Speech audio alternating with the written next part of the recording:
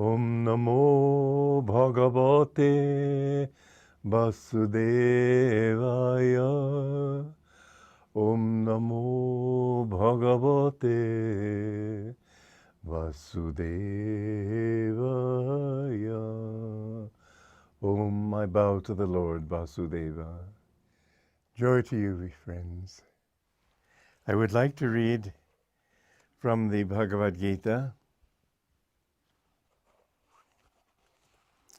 stanza 45. I've read it before. The Vedas teach that the universe is a mixture of three basic qualities or gunas. Your duty, Arjuna, is to free yourself from all three, as well as from the dualities of nature.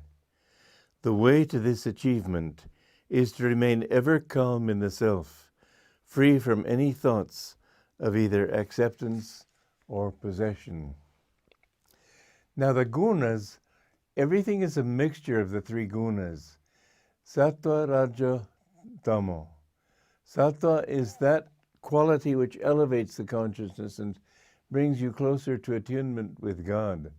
Rajoguna is that which keeps the mind active, and Tamoguna is that which darkens the mind and keeps it stupid and dull and not even interested in progress. Now, the Yogananda explained these three gunas. He said that when God creates the universe, he begins it with the principle of duality. So they're the waves on the ocean of the spirit, as a symbolical expression, vibration in other words. And where you have vibration, you have movement in opposite directions. But the height of the wave is what determines the gunas. The low sattvic guna are just like little ripples or very low waves on the ocean bosom. Then when the consciousness of a person becomes more active and more actively involved, then it goes up to another higher level. But the top level, the high waves, they express mostly tamoguna. Now, apart from the fact that the high waves have much more activity and so on, the three levels of a wave, he says every wave has its three portions. The lowest part is the part closest to the ocean. The middle part is that part which pushes it and is active. And then the top of it is that the crest of whatever little ripple even you have. In every, even a ripple, there are those three aspects. And so the three gunas, or qualities, are evident at all levels of creation. But the highest level is that which pushes farthest away from the ocean bosom, farthest away from bliss, farthest away from oneness with the self, and therefore into darkness, dullness. The crest of a wave is not dull, but it has spent itself. That is as high as it can go, and from there on it has to come down. So tamoguna is that quality. We need to try to resolve these gunas, first of all, by the dark guna. See, Rajoguna has two aspects. One is Rajasattva, the other is Rajatamo. That aspect of the middle wave is either toward oneness with God or toward greater involvement in Maya, in delusion. Satamoguna, the darkening quality, is that which people have who are dull-minded, who are completely immersed in sensuality, people who don't have the intelligence or the refinement to understand anything.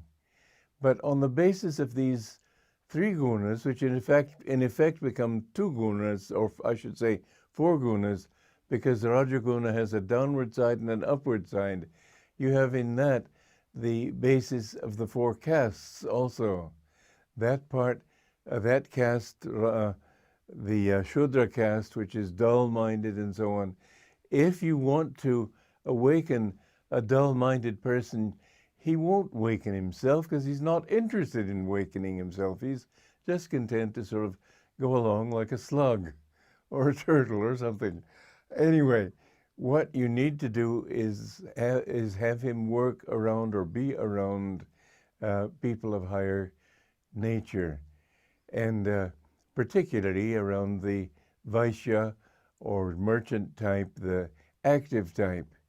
And the Vaishya is the sort of downward Rajaguna, that aspect which takes you downward into matter involvement and prosperity for ego satisfaction and so on.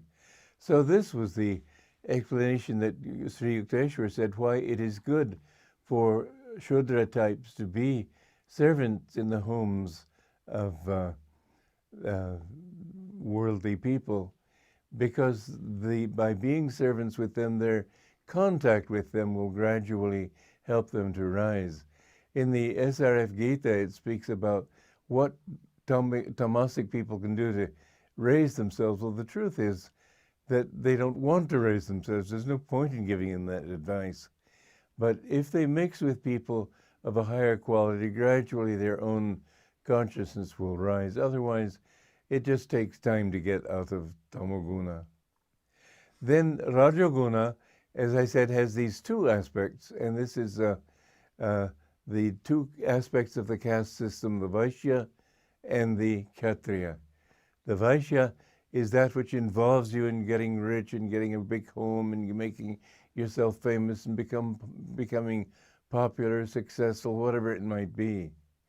Then the higher aspect of Rajaguna is that which seeks to serve other people, to give to other people. It acts, but it acts in a self-giving way, ego-expansive way. And then there is the higher guna, the Sattva-guna, and this is that aspect where there's very little between the soul and God. But even in Sattva-guna, there's still the ego. To go beyond, they speak of the Guru as being Triguna Rahitam, beyond the three gunas. And this is the highest state where, having gone beyond the gunas, you've gone beyond duality, and you've merged your spirit with God.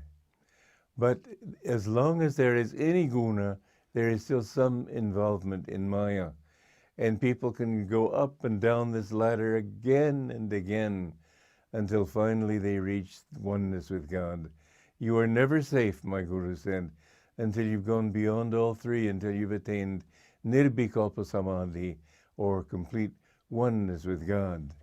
And so Krishna is saying, again, the Vedas teach that the universe is a mixture of the three basic qualities or gunas. Your duty, Arjuna, is to free yourself from all three, as well as from the dualities. Well, why do the Vedas talk about doing these different ceremonies to fulfill your worldly desires? We'll touch on that one next time, because it's quite interesting why the scriptures would give you techniques for becoming wealthy, progressive, successful, rich, have all your desires fulfilled, etc.